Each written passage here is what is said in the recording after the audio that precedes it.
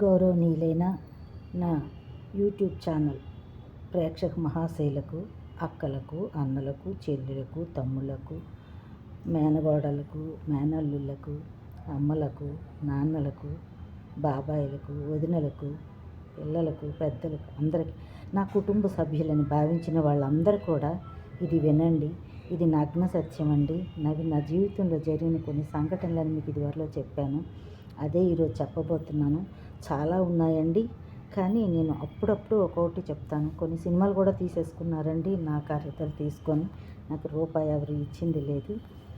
అయితే ఈరోజు నేను ఇవి జరిగినాయని చెప్పడానికి నేను ఎంతో ఆనందపడుతున్నాను. ఎందుకంటే భగవంతుడికి నేను ఈ జన్మలో బాగా దగ్గరదాన్ని అయి ఉంటాను అనుకుంటున్నానండి. లేకపోతే ఇలాంటి సంఘటనలు ఎవరికి ఉండవు, జరుగుతాయని కూడా నేను చెప్పలేను. ఎందుకంటే ఇప్పుడు కలియుగంలో కలుషితం ఎక్కువైపోయిందండి, భక్తిభావం తగ్గిపోయింది. కాబట్టి నా మాటలు మీరు వినాలని, విని సంతోషిస్తారని, ఇలాంటివి నాకు జరిగినందుకు నేను ఆనందపడుతూ మీకు చెప్తున్నానండి. మేము యూసఫ్గూడలో ఉన్న తిరుమల రెసిడెన్సీలో 418 ఇంట్లో ఉన్నామండి.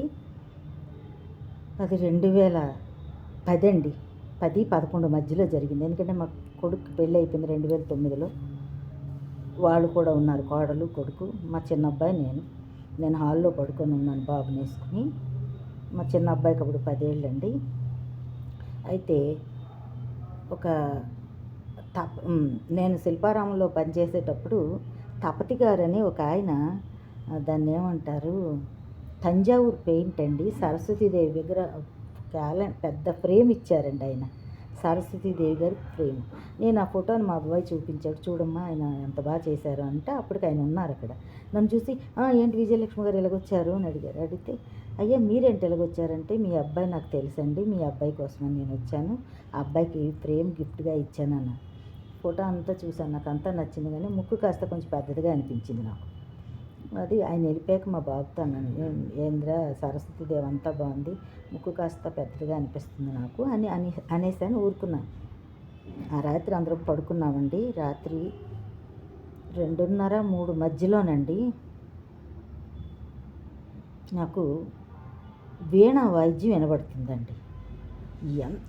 ఎంతగా అంటే కొందరు బాగా పీక్లోకి వెళ్ళిపోయి చూడండి, బాగా స్పీడ్గా తన్మయత్వంతో అని గ్యాప్ లేకుండా వాయిస్తారే, వాళ్ళ మీద వాళ్ళకి స్పృహ లేనట్టు వాయించేస్తున్నారండి.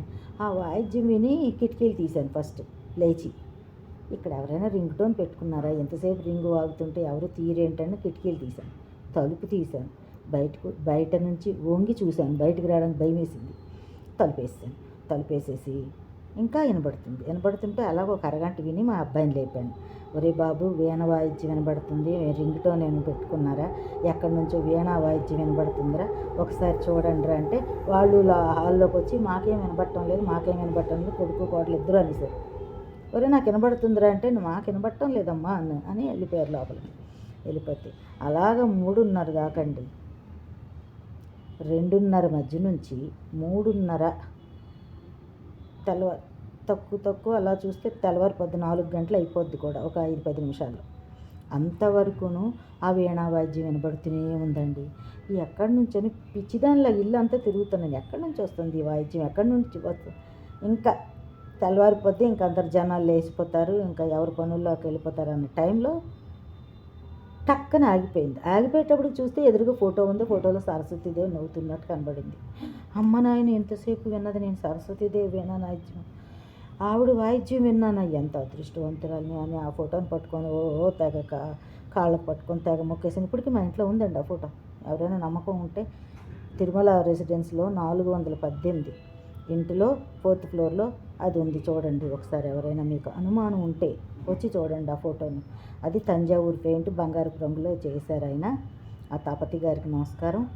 మా అబ్బాయికి ఎవరు నమ్మలేదు, ఇది నేను విన్నాను, ఇది నగ్న సత్యం, ఆ సరస్వతీదేవి సాక్షిగా చెప్తున్నాను. ఇది నా జీవితంలో జరిగిన ఇంకో సంఘటన అండి. ధన్యవాదములు విన్నందుకు మీ అందరికీ. ఇది విజయలక్ష్మికి ఇంకా చాలా ఉన్నాయండి, కాశీ వెళ్ళినప్పుడు జరిగినవి ఉన్నాయి, ఆకాశంలో నాన్నగారు కనబడ్డారు, ఆకాశంలో వినాయకుడు కనబడ్డాడు. ఇంకా రేఖీ మాత కూడా వచ్చింది. ఇవన్నీ ఉన్నాయండి, ఇవన్నీ చెప్తాను. ఇంకా బ్రహ్మ విష్ణు మహేశ్వరులు ముగ్గురు కూడా 3 స్టోరీలు ఉన్నాయి. అవి కూడా ఎలా వచ్చారు, ఎలా ఎలా నాతో మాట్లాడారు అది కూడా చెప్తా.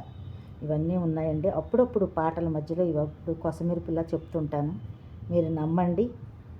నన్ను నేను చెప్పేది ఏది కూడాను పొల్లు కాదండి. నేను దైవ సాక్షిగా చెప్తున్నాను. మీకు కాదు చెప్పేది, దైవానికి తెలుసు కదా నేను నిజం చెప్తున్నాను అబద్ధం చెప్తున్నాను. ఎవరికైనా దాపు పెట్టవచ్చు, కానీ భగవంతుడికి దాపు పెట్టలేమండి. ఇది మాత్రం వినండి. ఇది నా జీవితంలో జరిగిన ఒక మంచి సంఘటన అండి. నేను సరస్వతీదేవి వీణా వాయిద్యం విన్నానంటే మరి నేను ఎంత గొప్ప పుణ్యం చేసుకున్నానో దేవుడికే తెలియాలి. ధన్యవాదం. అందరికీ నమస్సుమాంజలి. నన్ను ఆదరించండి, షేర్ చేయండి, కామెంట్ పెట్టండి. నన్ను మీ ఇంట్లో సభ్యురాలుగా, ఒక బామ్మగా, అక్కగా, చెల్లిగా, వదినగా, లేకపోతే మీ స్నేహితురాలుగా ఏదైనా భావించి నన్ను లైక్ చేయండి. మీరు సబ్స్క్రైబ్ చేస్తున్నారు, ఎందుకో మళ్ళీ ఒకటి తీసేస్తున్నారు. అట్లా చేయకండి. మీ దయతో నా మీద అభిమానంతో చూడండి. నాకు ఎందుకంటే డబ్బులు వచ్చేస్తాయని మీరేం అనుకోకండి. ఇప్పటికింకా నాకు 300 మంది అవ్వలేదు కాబట్టి నాకేమో ఇవో 1000, 1,00,000, 2,00,000 అయితే వస్తాయేమో, 10, 5 వస్తాయన్నారు మా పిల్లలు.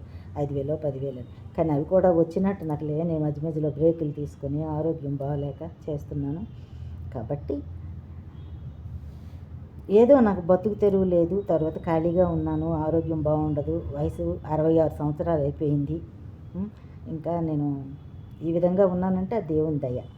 అప్పుడప్పుడు వస్తుంటాయి, మనిషి అన్న తర్వాత రాక తప్పవు జబ్బులు, జ్వరాలు ఇలాంటివి.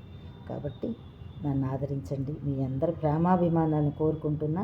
మీ విజయలక్ష్మి రామదాస్. ఇంకేమీ వద్దండి, మీ ప్రేమ అభిమానం నాకు ఉంటే చాలు.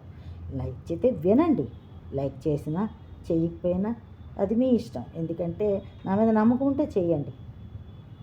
నమ్మకం ఉంది కాబట్టే మీరు అందరూ వింటున్నారని, నా వీడియోలు చేయలేదని అడుగుతున్నారని కూడా నాకు తెలుసు.